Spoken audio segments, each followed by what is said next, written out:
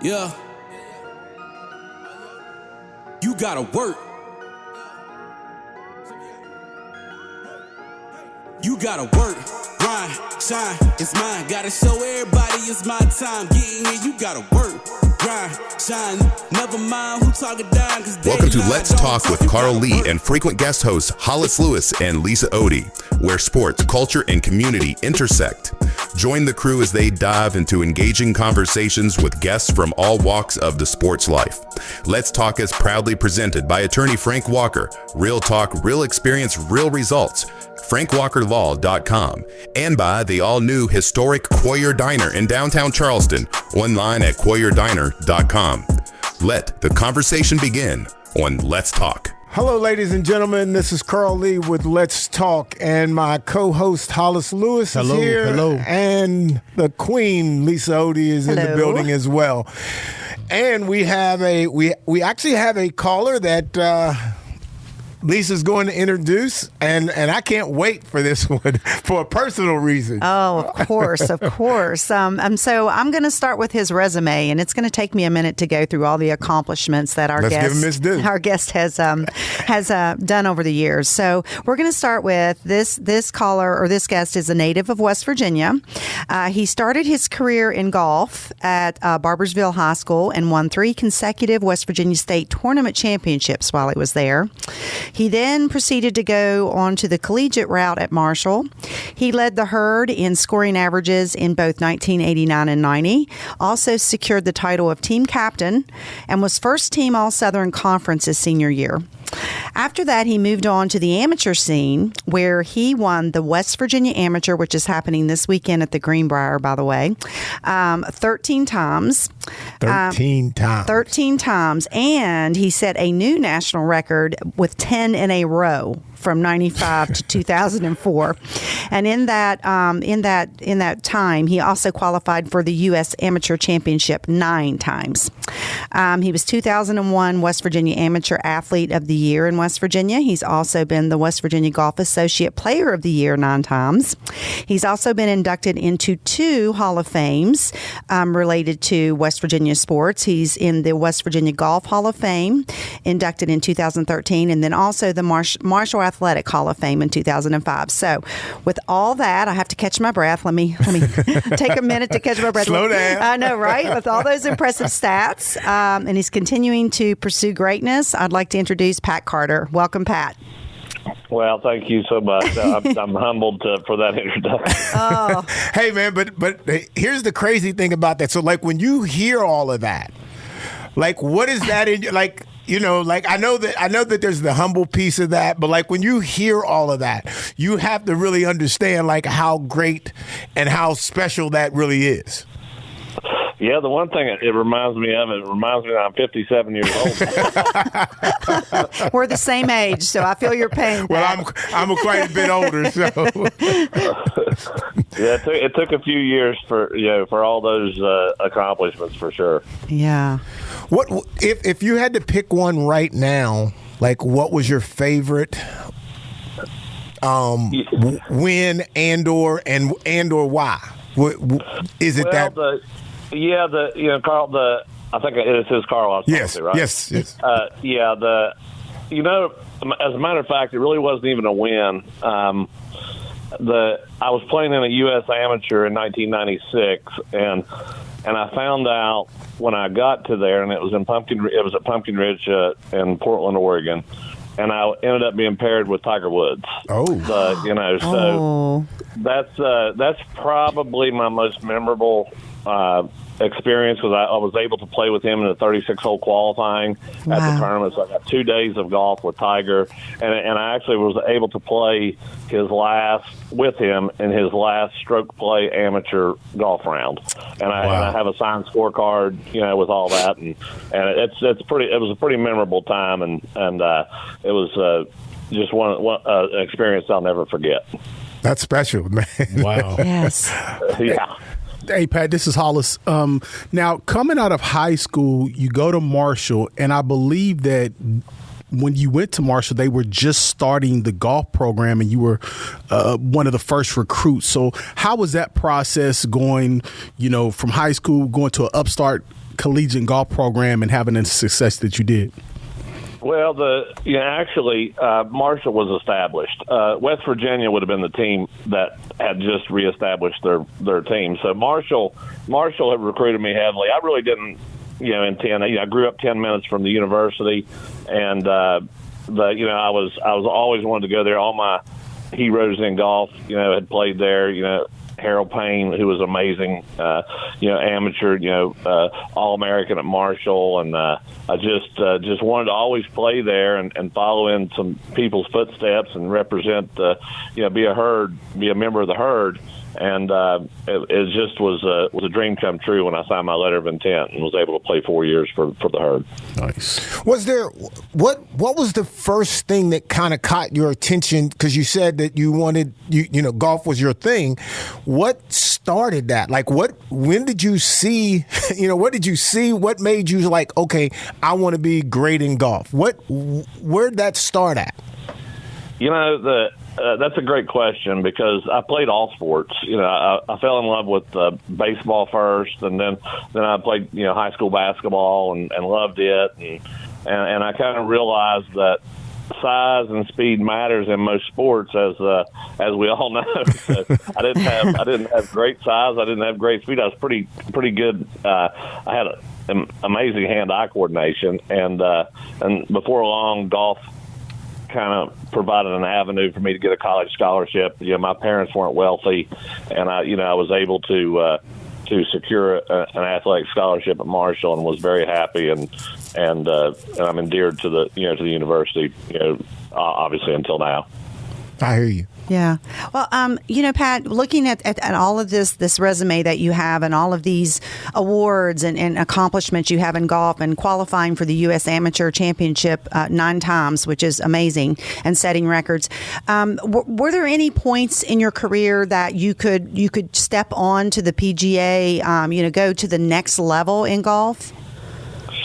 Well, golf's an eerie sport, if so to speak, and I say that because you play against guys that it becomes eye-opening how good they are and the road you'd have to travel to be competitive.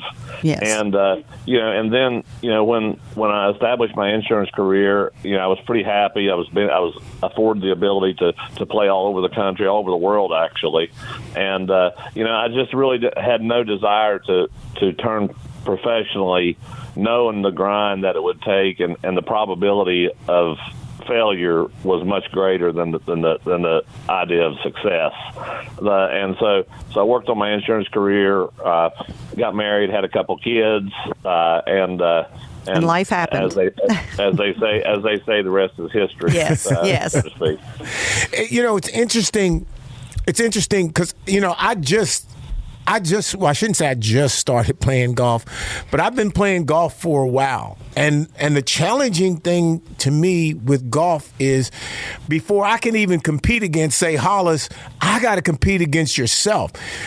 The mindset of a golfer to me is different than any sport that I participated in. And I played football, I played basketball, ran track. But for whatever the reason, if you can kind of explain it, like, what is this thing that wraps people up in golf? Because it's almost impossible to be good. People say they're good, but they're not really good compared to, say, somebody like you. What is it that is in that golf that draws people in, but we just can't get there? Yeah, that's a great question. The ironic thing about this is I was talking to one of the baseball coaches from Marshall last night, and we were discussing that exact same topic about how you got to forget about the last pitch, the last error, whatever it is. And golf's the same way. And the funny thing about golf is a 300-shot drive, a 300-yard drive has the same value as a 1-inch putt. So every shot you just killed me. Yeah, and the 300-yard drives are way more fun to watch than the 1-inch putts. But that's the reason you see these guys on tour shoot so low, because they don't care. They know that each shot is the same, and the once you hit that shot, you move on to the next one, and that's how they go so low. And to build on that question, you won the West Virginia Amateur, I believe, 10 times in a row, 13 times total. So going into, that tournament, and particularly when you had your streak, what is the mindset like? It's hard enough to win one championship, and then you win, then they start to stack up. So, like, if you're going to that second, that third, that sixth one, what is the mindset going into that when you kind of have the bullseye on your back, so to speak? Well, that's a great question. I felt like I won my first West Virginia AM in 1989, and I kind of fell into it. I wasn't in the last group, and it just then they announced, hey, the winner's Pat Carter, and I won by one shot, was lucky, and it took me a long time, and I always felt that the second amateur that I won, which was in 1995, was the hardest one that I had ever won, just overcoming my expectations and being able to play well under the gun meant a lot, and that really took my game to another level. And then once I started stacking wins, I really was about the only player in the state that played all over the country all the time. And my experience, it being a 72-hole tournament, I knew that a couple of holes early on in the tournament didn't really matter who was going to win, and that's the one thing about it was that I felt like I was the most experienced player every year, and that was a big advantage. So obviously, Pat, you've told us that you've been able to travel and visit these different courses and play these different courses. Do you have a particular course that's one of your favorites that you like to play? I would have to think, Nicholas always said that if he had one round of golf to play in his life left, it would be at Pebble Beach. And I think that, I played the 1999 U.S. Amateur at Pebble Beach, and under USAM conditions, USGA conditions, it was one of the toughest courses, but one of the most fair courses I've ever played. So if I had to choose one over everything, and I played Augusta, Pine Valley, the old course at St. Andrews, the list goes on and on, I still think I would choose Pebble Beach to be my last round of golf. What about in West Virginia?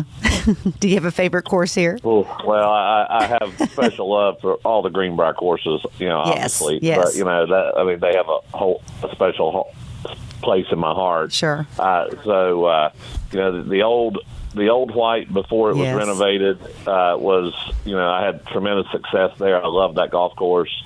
I love the old White now. I think it's extremely tough. It's very fair, but. It's hard for me to pin down one particular course in the state because I love playing everywhere. Sure.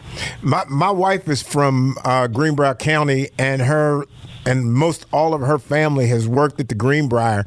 So I've actually got a chance to play all of those courses, and trust me when I tell you, none of them were good. And again, I think... Hold up, none of them were good or you weren't good? I'll clarify that. Yes, I couldn't compete at that level. And I think one of the interesting components in my head was I knew that the course was better than me. And that's hurt. That hurts. That's a strange thought. I've never. And golf and Pat, you could agree with me or comment on this.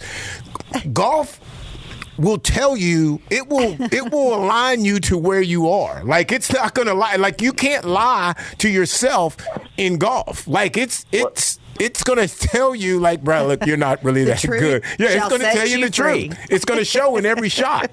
Am I right about that? Well, that's the one thing, when you're defending a wide receiver out there and you're by yourself, you're kind of on an island, right? Yes. The golf, you're on an island every single shot. There's nowhere to hide. Right. So, it's you against you. And and that's what you have to overcome. And one of my coaches from long ago gave me some of the best advice ever, and it was, it was aim small and miss small. So pick a target out there, and if you don't hit it at it, then that's where you're hitting. You're not looking at all the obstacles that are on the sides. You're kind of clearing the mechanism or however you want to say, but you're focusing on where you want to hit it and not where you don't want to hit it. Yeah, I think that could be applicable for a lot of different sports. I like that mindset. And just kind of along those lines, like how do we, because on this show, we often talk about sort of ancillary sports. We just don't focus obviously on football and basketball. And, we believe in, like sort of building the totality of the athlete. And when I think about sports like golf, like even tennis, track, wrestling, those sort of individual sports, even bodybuilding to a degree where it's sort of mind over matter. How do we get more youth involved in golf? Well, that's the First Tee Foundation has been tremendous in getting, especially inner city youth, playing golf. Now you see smaller courses being built. What I mean by smaller, you see 12-hole courses being built to speed up play. Which I think is a wonderful idea. Because ultimately you want people out there having fun. They, not maybe having goals of being on the PGA Tour, but spending a couple hours with their friends, having fun, seeing balls go in the air, and then getting a few laughs and jokes and whatever it may be, for a couple hours with your buddies. And that's to me what it's all about these days. And I just think that the USGA has spent a tremendous amount of money on trying to get more people involved, and all the golf associations the WVGA has followed suit in trying to take that route as well. And you said that's the First Tee Foundation? Yes. I got it. Thank you. That's perfect. Okay, so Pat, I have one question for you. You've experienced so much success in golf, and obviously, you're continuing to experience success. Is there a particular or a favorite philosophy or a style of golf play that you endear to, like that kind of guides you to all these victories in golf? Well, the playing without the big mistake was always my forte. Yes. I really never got in trouble. I made bogeys. I mean, everybody makes bogeys. Right. Mm-hmm. But staying away from the, those big crooked numbers is the key and are the keys to success in a long tournament. I 72 holes on the tour, 72 holes in our West Virginia State Am. But so I always just tried to limit my mistakes and then not worry so much about the results as the process, as so much the process it took to get the results. And if you do that, then typically your score ends up being a little bit lower than if you do have those worrisome ideas. What was the best part of your game? Was it putting? Was it off the tee? What your irons, your approach? What was your best? And then what advice would you give someone who's starting to play golf of where they should focus most on their skill set first? Everybody. I mean, I would think 8 or 9 out of 10 players would say my short game, around the greens, wedge game from 100 yards in was my strength. But however, I was good at all what I considered, and I worked hard on my game, but I was good at all aspects of the sport. Mm-hmm. But I didn't feel like I was great at any aspect of the sport. But so therefore I didn't have a lot of weaknesses. I didn't hit it super far as some of them did, but I hit it far enough. But I didn't. My iron game was elite for this state, but not for the national level.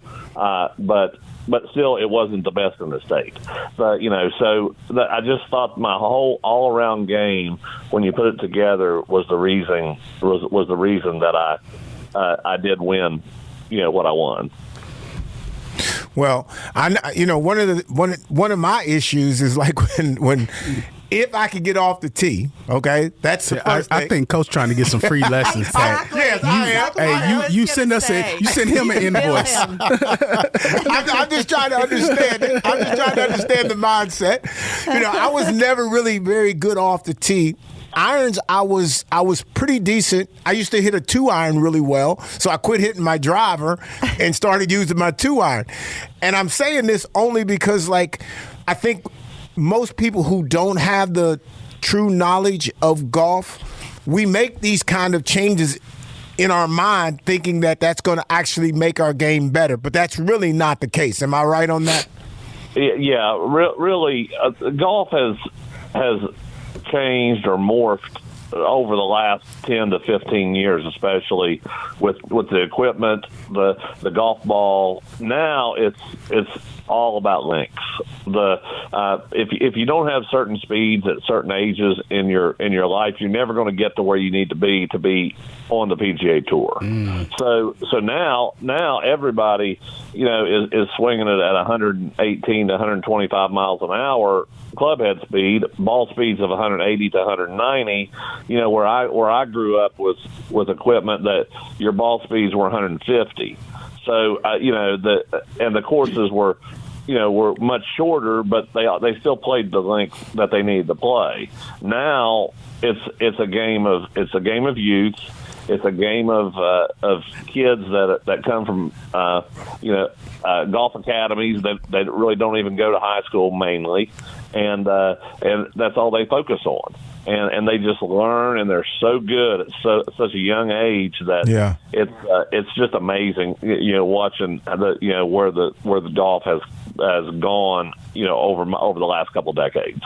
Do you think that Tiger's impact has because I know for a fact Tiger's impact has impacted a lot of black folks that will get out there now and play. His impact in golf, period, to all people, male and female, how big really is that? When you look from your vision, how big is that? What did he really do? Oh my gosh, he took golf to the levels that nobody ever dreamed of. Worldwide. It wasn't just inner city black youth. Right. And a good story about that, and it wasn't Tiger per se.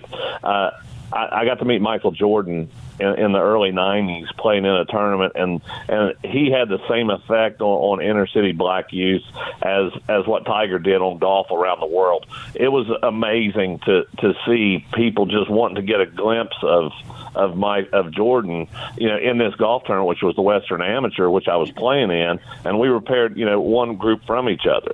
And I got to talk to him on the tees, got to meet him in the locker room, and it was unbelievable, the thousands and thousands of kids age 8 to 12 or 13 that just were running around just trying to see Jordan on a golf course, not on a basketball court. Yeah.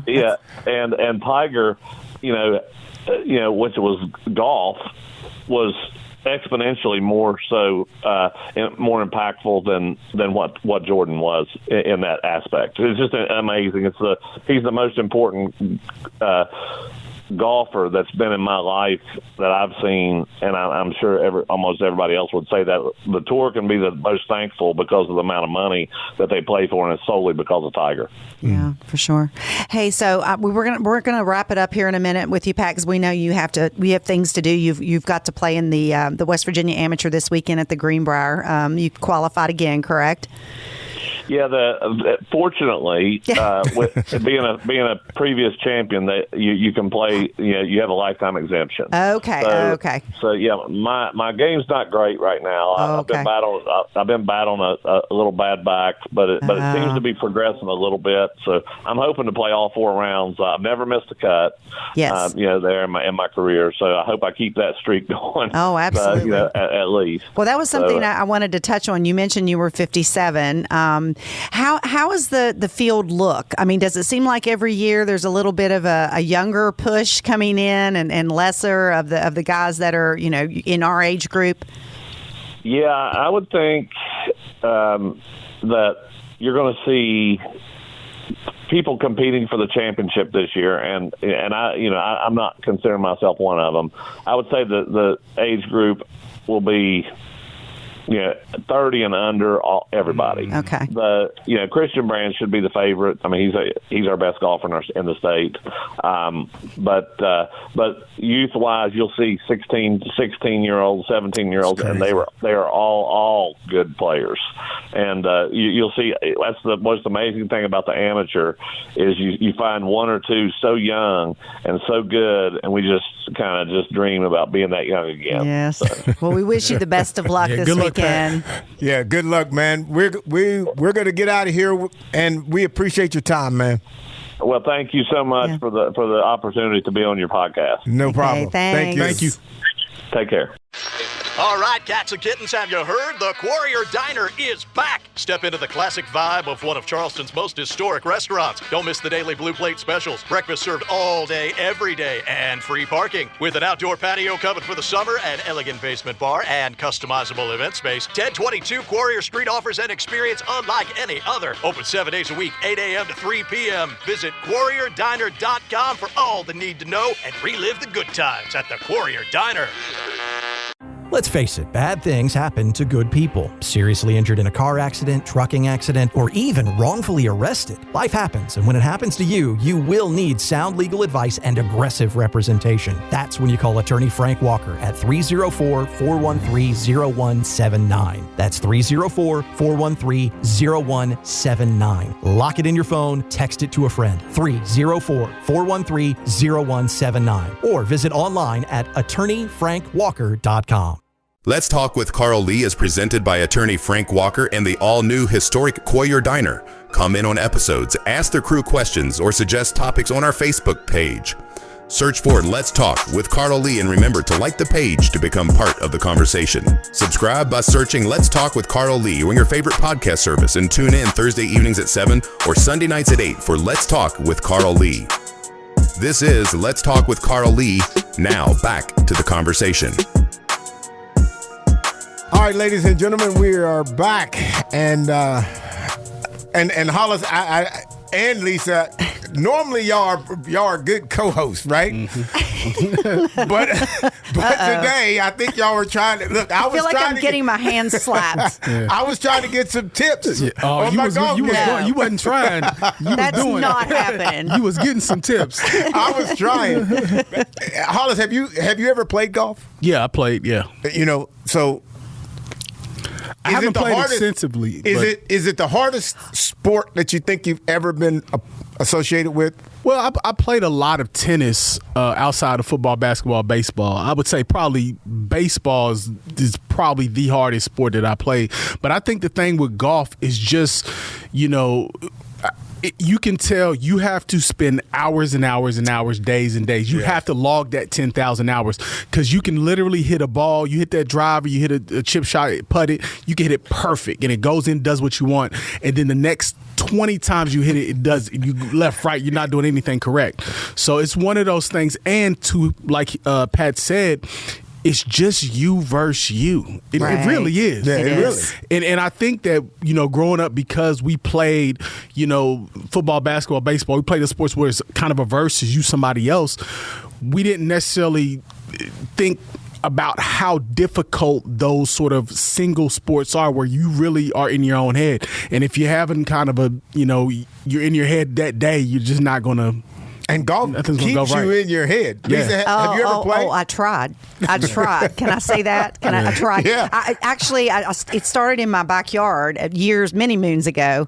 And a friend of mine had played golf at UC. I was young, obviously. And he was like, you got to, he gave me a driver. He's like, and I hit the ball. And I was like, wow, I did great. And he said, okay, so let's take this to coonskin. I lasted 3 holes. And I threw the club. And I was like, this is not for me. And I rode around in the car. And that was it. That was my big golf experience. Like I just had the mindset, everything about it. It's really hard. It really is, man. And I've been trying to play it for a long time. I've probably played like 3 or 4 times in the last few years for a whole host of different reasons.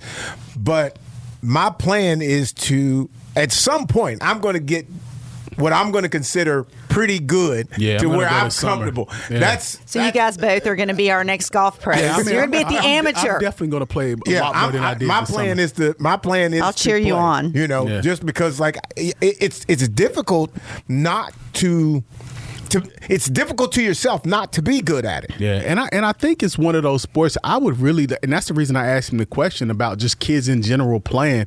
I would really love to see more kids play a sport like that, so they just understand how to deal with the mental side of whatever they're going through and how to autocorrect yourself and like kind of getting your own mind and then getting out and just playing. Yeah, I think that would be cool too, but I think they would have to start it at a younger age. But I don't necessarily mean, like he said, not necessarily that you're going to go be a golf pro, but just to play. Even like if you just pick it up in high school and just to kind of get out there. It's a great hobby. It's a great pastime and something when you get older and you can't really be like the jogger or the, doing the things with, it's something you can do. It's a great mental test. It's a mental test. But see, like, it's not like you can start it like a hobby or something that you just like to do, but there's something about golf that works you into this obsession over it. like you're not okay just being like okay. You lose sleep. Yeah, like you're just not comfortable with being okay. I got to be better than everybody who I'm playing with. And I don't know if there's, and I guess that's true for maybe all sports, but there's something about golf that makes me feel like you have to be good. Like, I've got a couple golf tournaments coming up, and I haven't played in a while, so I'm seeing myself like hitting the ball way left, way right, dribbling it off the tee. And you need to go to the driving range. Is what you need to do. I do plan to do that, and I'm not sure that's going to fix it anyway. Oh, but now, interesting conversation. We're going to switch gears drastically here. Yes, Caitlin Clark. Mm-hmm. Mm-hmm. Supposedly, and I guess I don't know if the suit's going through but there's been conversation. Not official. It's not official. Not confirmed. Yeah, so it's not confirmed. But there's conversation about that with her and Reese, Angela Reese, and I know this has a racial tone to it, but it's a funny one to me actually, because to me, and I'll take anybody's criticism here when I say this, to me, Caitlin Clark is the reason why I watch the WNBA. And I don't really watch the NBA. If I get a chance to watch her, I'm watching her because of the notoriety. Right. Now, I don't necessarily think that the notoriety that she's getting or what she got is unfair. Because people are saying, all the attention is on her just because she's white and she's good. I don't really think that that's the case. I think, I go back to Bird and Magic. Right. There wasn't a racial piece to that. There was two great players trying to figure out who's the best player in the NBA. And see, that's where I'm at. Because I look at this, and this is going to be a criticism of the WNBA. Whoever is the marketing department is just awful. They're awful. This was the moment in which the WNBA could take two young superstars. This was their Magic and Bird moment. Right. Why? And even going back to when they were drafted, why didn't one go to the Eastern Conference and one go to the Western Conference? And you could have literally replicated what it took the NBA to get popular. Because remember, 70s, 60s, 50s NBA was not the sport. Right. Their championships were on delay, tape delay. Right. They weren't even live. And I'll go a step further. The WNBA is capitalizing on all this notoriety and all this rivalry between Clark and Reese. But it's not on the court. It could be on the court. I agree. But they're capitalizing on all of the talk of these WNBA analysts saying one's a victim and one's being bullied and they're promoting that, and ESPN has been doing the same on some of their WNBA shows and go a step further than that. I think they've scheduled these two teams, the Sky and who's the other team? Fever. Sky and Fever are going to play. I don't know how many games they normally play, like competition, the teams in the league, but they're playing 5 times this year. Yeah, and this is the first game. Yeah, they're in the same conference, so they do always play 5. Play a lot like that. Okay. But I'm sorry. Go ahead. No, you go ahead. No, I'm just saying, to your point, and you're exactly right. And it's why not make the issue on the court, right? Because they're trying to make all these ancillary issues that are eventually going to fade, right, and are kind of silly. But why not make the issue on the court? Because what you can do, you can make it about the variance of style. Angel Reese plays one way, Caitlin Clark plays another way. You can make it about they're all the best 2 players at what they do. They do. Yes. You know what I'm saying? At their age and what they're at. And then even on top of just setting them to a side, you have a megastar, Angel Wilson. Yep. Like, who gets lost in this conversation? Yeah. I mean, she's literally, her shoe sold out like in 5 minutes after its release. So it's like, just whoever does the marketing for the WNBA, it just they consistently drop the ball. I'm thinking it's because I truly think that they think that this piece of it is golden by itself. They don't need to touch it. They can just let it be, just let it progress. And they're going to get more viewers. They're going to get more. But do you think like it turns people off? It doesn't really do anything for me. For me, it's a total and complete turnoff. Like I want to see the sport. I want to see the athletes. I want to see them, like you said, on the court competing, showing their talents and doing what they do best. And this side, this little side circus they got going on about, the racism and I just don't feel like that's really it. I don't feel like it. I feel like it's 2 women athletes that are very competitive, and they don't like each other. I don't care what color they are. They just don't like each other. Yeah, they don't like each other. And that's a fact. That makes it fun. Because they got to compete against each other. It's going to get feisty on the court. You see that on the court. Yes, absolutely. And again, I understand racial politics and, all things that we do, sports, politics, education, whatever.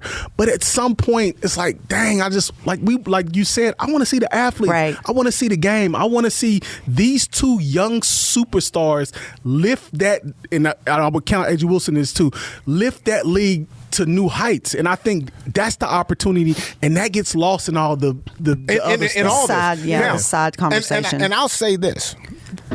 To me, when I try to put those 2 athletes side by side, and to your very, very valid point early on, they play different positions, But when you look at it,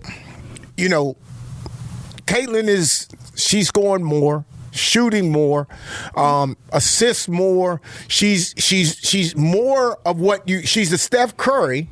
She's a modern basketball player. Where Reese is the throwback. Is the throwback. And I love it. She's the throwback. She's not out there shooting threes. She's underneath the basket. She's grabbing the rebound. She's doing all these kinds of things. And so you could make the case that it would be like comparing somebody who's running track and another person who's playing football. It's so different because they don't do the same thing. And that's what makes it fun. And I think the conversation could really be that, just about just how they're going to play different. And because you have a throwback player, which I can appreciate, a back to the basket player, and then you have this modern player. Right. And, we could really be talking about that and like which one's going to win the championships and all that sort of thing.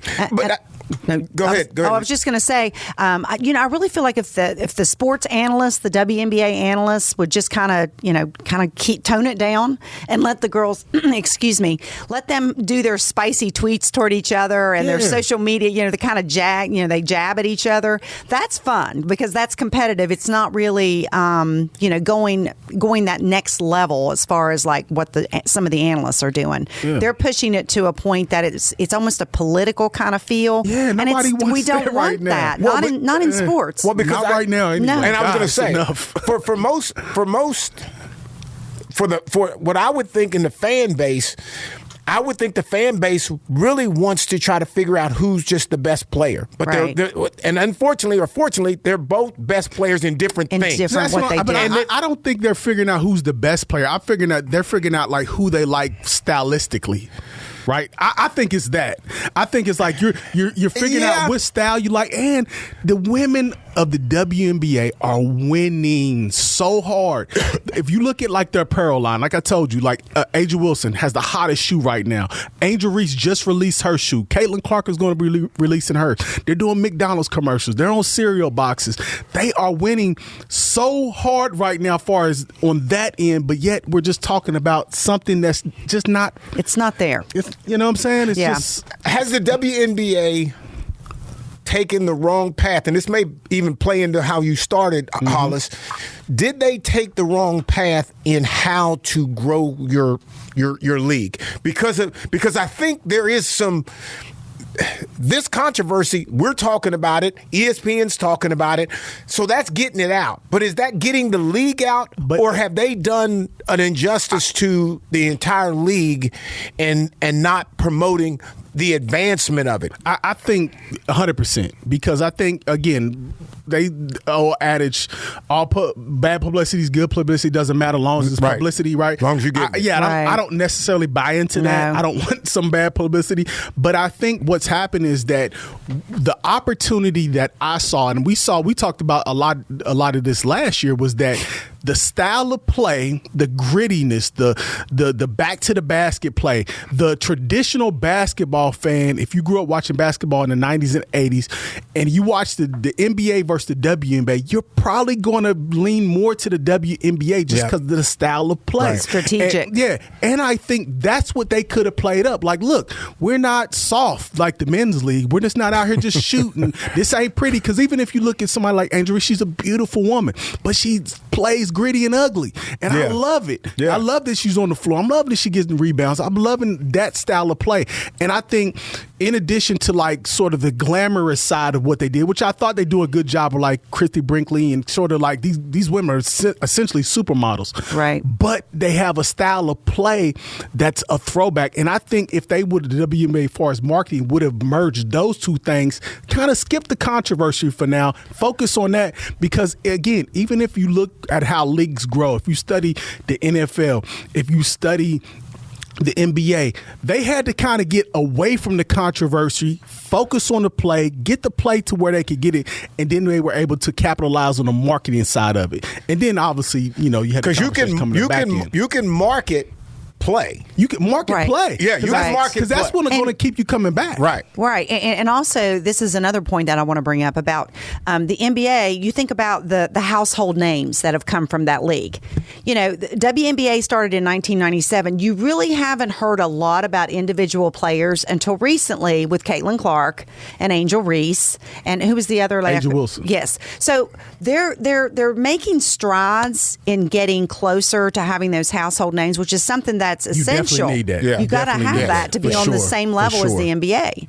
And it's going to take a minute because you think about the NBA was established in 1949, and WNBA was 1997. So they've got a hot minute to go. But this is a good start. I mean, they're going in the right direction, but they need to steer it back into, like you said, focusing on the play on the court. Promoting that strategic type of game rather than the flashy style that the NBA provides. Yeah. Well, and I think where the competitiveness of the WNBA is outstanding to me, you don't need anything else. Just if you're just out there playing, if they're just playing and they're not talking off the court about anything other than the game itself that they playing, right? I think it's the top sport to watch. Yeah, and I think they're losing that. I agree with you 100%. And I just say, like, we're living in a time where it's just like we're constantly inundated with bad news, right? You're constantly, whether it's politics, whether it's this, whether it's that. It's always something because now we get everything. It's not like back in the day where you're kind of just stuck to your local state news. We get everything from around the world. So at some point, when you have the opportunity in a sport that I believe is on the rise, that I believe is at a point inching closer better to its predecessor, and even like I talked about the marketing. Marketing is important as far as like the shoe deals and stuff. You have probably the top 3 shoe lines are going to be women now. Far as the new, not counting Jordan, but the top when Caitlin Clark, Angel Reese, and Angel Wilson, when they got to shoot, they're going to be the tops. They're going to be the number one sellers. So you have an amazing opportunity, and I just wish, to your point, Lisa, that the commentators, that the talking heads at the national level don't blow it. Yeah. Well, you're not going to be able to. Good point. Yeah, when those shoes drop, and the publicity comes with those shoes, you don't have time to be sitting back there talking about some kind of petty stuff about that happened on the court. Yeah, because now it's like, right. And it's just like the men, because now it's like some like little girls and little boys now, they may know that they play basketball, but they may just like the shoes like we did with Jordans and all them other stuff. Right, you know what I mean? right. So it's like sort of multi-level. So now you can have the play on the court, you can have the apparel, you can have the personalities. And now the women have taken it a step further because, like I said, these women are essentially models. Yeah. So now it's even that. So now you got the little girls who just may look at that Kristen Brinkley and say, well, she's glamorous, she's beautiful. And she played basketball too? So it's like they really got an opportunity to really do something, I think, differently. So let me ask you guys both a question. And I just talked about the household names. They're covering that base. We're covering the merch. Yeah. Okay. So that's another step in going in the right direction. How is it that the WNBA can convince the media to give them as much coverage as the NBA gets? Because we all know they've got to buy into it just as much, money-wise, as any other part of them becoming, a popular brand. So do you feel like the media is buying into it as much as the NBA? Yeah, I do. Because I feel like a lot of their games are on ESPN, correct? Yeah. Rather than the ABC, NBCs like the NBA is. So how do you convince those outlets to kind of buy in? See, I think they're in. You think? I think they're in. I just think that what they're doing is there's just a few stars that they're focusing on rather than the whole league. And then they're looking at the things that are going on in between those things, which is limiting the actual play of the game. When's the last time you heard somebody how many points they got? You only got, when you say that, well, Reese got this many, Clark got that many. You know what I'm saying? It's like a comparison. Right. And I would say, which goes back to household names. To that point. Yes. I would say the league I believe in the future they're going to maybe think about starting the season at a different time. Okay. I think starting the season in the spring, because what happens is you start it after basketball season, NBA ends, and then it's awkward because it starts at like the end of the school year going into summer. Yes. Right? So, number one. But you go ahead, finish your point. No, I'm just saying, like, number one, like, a lot of people sort of are transitioning as far as kind of what else they're doing because there's other stuff going on. Right. So it's like the schedule's not necessarily set for, and I'm talking about kids. I know. How Summer vacations. Summer vacations, different things like that. So I think that it's tough just when it starts. I don't know as far as kind of when that could be, if that could be tweaked, because I think the goal for them is to have all eyes on them. Yes. Right. But it's difficult in that season. It's just difficult because it's out of season. Because it's sort of out of season. Does that make sense? But where else would they put it? Because then they're competing with college and NFL. That's what I'm saying. You don't really have anywhere else. You don't want them. Yeah, you don't have anywhere else. That is college the basketball. problem. Yeah, that is a major problem because you don't really have a place. You don't want them competing against football. But I would say, here's how. I'm not saying that this is it, but this may be just a suggestion. I would possibly start it in January. Pair it with the NBA? No. It would be mid-season for NBA. Mid-season NBA, because mid-season NBA up until like kind of a little bit after the All-Star break is just a blah. Yeah. You watching basketball during that season. So I'm saying if you had the season started in January, then have your championship either right before the playoffs or right before the men have the NBA has their championship. So I would possibly consider moving it to that. It's a little crowded, but it's not as crowded. Baseball necessarily hasn't started yet. College football season's ending.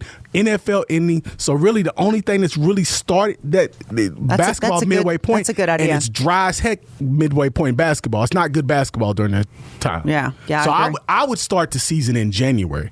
And so January, February, March, April, ended in May. So it's ending now. So my championship series will be right before the men's. So that way you can watch the women's and then you watch the men's. do we? I need to be the committee. You probably do. So you got my job. All right, so here's give me a job. So I'm assuming Hollis you're the for commissioner. Yeah. I'm gonna treat you as the commissioner. Yeah. Okay. So the NBA, can you shut down the number of games? I mean, like they play too many games anyway. Money. Unfortunately, I know that. It's way the guys. It's about money. It's guaranteed contracts in the NBA. The guys are getting paid an exorbitant amount of money, so it's just way too much money. So nah. And I think that's the beauty of the WNBA. It's not as many games, so they can go a lot harder for a lot that shorter period. And what makes it attractive is how hard they go. And if you flip through the channels and you see an NBA game, it's one guy. You know what I'm saying? It's one or two guys. I mean, even watching the game last night, it was just like, it was bad. It was like, yawn. I turned it on and they were up by like 20. And I was like, what? I can't believe this is like a conference final. This is awful. How do you get a conference final with those types of scores? Yeah, it was bad. But and the viewership was like, it's a weeknight anyway. People, I have to go to work. You're not staying up for that. Once you realize it looks like now we can't say they can't come back, but you lose me once you you get beyond a certain point. And it's a 3-1 series, so it's just like man. Yeah. Well, Hollis, I think you have to run. So me and Lisa, bye, Hollis. We'll close out. So, kind of going on this theme that we're talking about with the WNBA and the NBA, I wonder if there's a way they could partner like the teams, like Hollis said, start the season for the WNBA in January. I think that's an excellent idea because the season does get kind of boring at that point.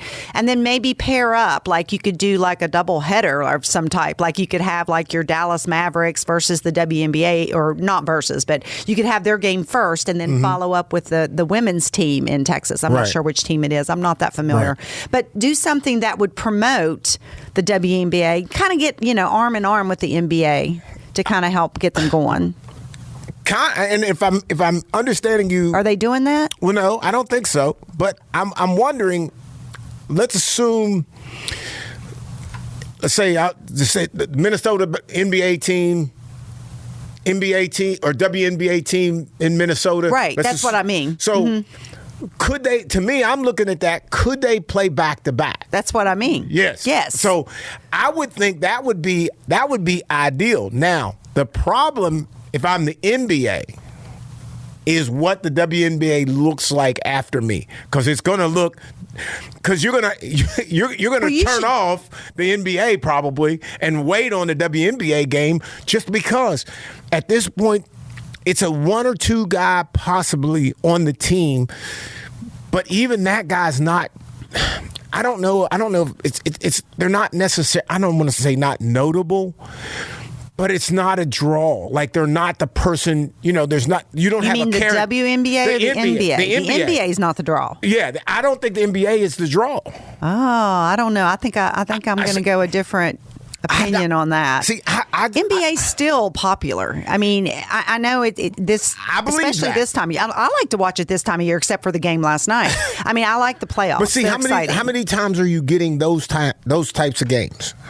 They're right. They're happening more and more. Yeah. So now you're shutting it off halftime. You're going to bed. It just is. And you also there's not necessarily the old Laker team, the old Celtics team, where everybody on the team. Right. You know a couple of people on the team, and that's it. So the teams are they're not well known overall. Right.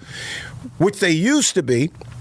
Now, the WNBA is basically, the whole WNBA is surrounded by maybe 3 to 4 or 5 players. Yeah. That's about it. But that's about it at this point. But yet people are attracted to those I think players. It's kind of like what Hollis was saying in the beginning about the style of play. And you've said this too. If you want that strategic type of old school basketball, then you're going to naturally be attracted to the WNBA and watching those games. But if you still like those flashy dunking 3-pointer type of games that are, for some people that's what they like to watch in basketball, not so much the fundamentals, then they're attracted to the NBA. So I think it's two different entertainment values that people are seeking. And so one league meets the needs of this type of audience, and then the other meets the needs of the a different audience. So to me, pairing them up would be like the best of both worlds. Right. Yeah. The kind of fan that I am to say basketball, I want to see the guy or the girl. You know what I'm saying? Right. Whoever that person is, or what it used to be the team. Right. I wanted to see the Lakers. I wanted to see the Celtics. You know what I'm saying? And you don't think it's still team oriented? I do think a lot of people are kind of like the NFL. You have a team regardless of the players. Like for me, I'll bring it up. I like the Packers, and whether Aaron Rodgers was there or not, I'm still a Packers fan. I like Jordan Love. So to me, it's the same with the NBA. People have a team, and they follow that team regardless of who plays it. They don't follow players. See, I'm thinking. You don't think that? No, I don't. We're just not seeing eye to eye tonight. What in the world? I really don't. I really think. What's your opinion? I really think that it does follow the players. Now in the WNBA, I think it is. Well, it's all about the players. The NBA, I still think, which has a bigger viewership and more household names, and people know the names of the teams. I think they remember the team. Well, yeah. They remember the team, but I'm thinking they're still following. Now they're following players. Maybe the younger generation. Yes. Okay. And I mean, I'll give you that. Because I'm going to say, I'm just giving you that, though. Steph Curry, you're following him. If he moved the team, you're following him. I don't know. What do you mean? I think people follow teams still. I don't think we've gotten that far away from it. Maybe the younger generation, but I can't see somebody that has a. If you're an old school Laker fan or Celtic fan, you probably are. I still don't see a lot of like Oklahoma, what are they, Thunder or whatever. I don't see a lot of those jerseys compared to Lakers jerseys or Celtic jerseys. I still think the old school. Go ahead. All right, producer jumping in here. Help me. I got one player's name that I think unfortunately goes with what Carl is saying here. LeBron James. Well, yeah, okay. He has been with that's like Michael teams? Jordan. Well, but yeah. No, same level. You can't. Or you Kobe can't Bryant. do that. Now, I meant the level of popularity. I'm not saying talent. I'm saying popularity. I will say this. I have always rooted for the Chicago Bulls because I grew up in the Jordan era. Yes. And so I started becoming a Chicago Bulls fan when he was in the league. Right. And I still keep an eye on what they're doing. Yeah. So I will give you that. But I think it just kind of depends because some teams, like the Bulls, have been in that championship talk for years. And then there are other teams out there that have had good players. Right. But they never really got all the way through. And so, you develop that relationship, you kind of follow that player, and so you do kind of follow them around the league. But so you're kind of being Switzerland here. So you're like both of us, right? I like it. That's right. I am. That's a good way to handle that. And I hate to say this, but when you throw LeBron's name out there, I just don't know if anybody's quote following him. Oh, come on. If you may have followed him from the start, but now you're 20 teams in. That's a good point. That's a fair point. You're 20 teams in. Like, dude, I can't, you took me from the East Coast to the West Coast. You took did. me from the North to South. I mean, like, I can't roll with you, because I actually did like that team. But are they truly fans of the team, or are they just watching the player? I mean, are they rooting actively? Old school, I think they were the team and all the players that were on the team. Today, I think it's the player. with LeBron, he was fine until he went to the Lakers. Yeah. He went to the team other than the Chicago Bulls. Yeah. I mean, it's the Bulls, the Celtics, and the Lakers. If you talk about any of those three teams, you know immediately. And I think when he jumped to the Lakers, it was almost like the opposite thing. It was like, oh, he's going out there because he wants to build a super team. Yeah. Like it became too obvious. Yeah. Yeah. Oh, for sure. Too obvious. I'll agree with that. But well, we're probably not going to take this anywhere. No, I think we'll just all agree to disagree. How's that? Somewhat, somewhat. Yeah. You know, well, ladies and gentlemen, we hope that you enjoyed the show, and we will be back again next week. We'll see you later. Let's Talk with Carl Lee is presented by attorney Frank Walker and the all-new historic Coyer Diner. Comment on episodes, ask the crew questions, or suggest topics on our Facebook page. Search for Let's Talk with Carl Lee, and remember to like the page to become part of the conversation. Subscribe by searching Let's Talk with Carl Lee on your favorite podcast service, and tune in Thursday evenings at 7 or Sunday nights at 8 for Let's Talk with Carl Lee. Dust it off and get back up on your feet. Anything could be a win, even defeat. They say sugar bad for you, wise victory sweet. Couldn't play with big kids, I had to sit in the street and watch from a distance, but over time I grew. If I put in the work, in no time I'm due. Everything that I worked and prayed, I'm okay. If you ask me, how did I do it, I'm gon' say, you gotta work, grind, shine, it's mine. Gotta show everybody it's my time. Getting here, you gotta work, grind, shine. Never mind who talking down, cause they lying. Don't talk, you gotta work.